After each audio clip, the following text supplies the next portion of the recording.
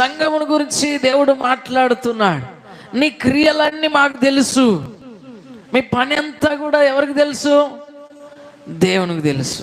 మీరు ఏం చేస్తున్నారు, ఎలా భక్తి చేస్తున్నారు, ఎలా ప్రార్థన చేస్తున్నారు, ఎలాగ జీవిస్తున్నారు, మీ ఆత్మీయత ఎలాగున్నది అనేది ఎవరికి తెలుసు? దేవునికి తెలుసు. మనుషులకు తెలియకపోవచ్చు నీ గురించి, పాస్టర్ గారికి తెలియకపోవచ్చు, కానీ దేవునికి తెలుసు నీ గురించి. హల్లెలూయా. నువ్వు ఎన్ని చెప్పినా కానీ దేవునికి తెలుసు అంతా కూడా. అది కాదు, ఇది కాదు, ఇంకేదో కాదు, ఎన్ని చెప్పినా కానీ దేవునికి అంతా నీ గురించి తెలుసు.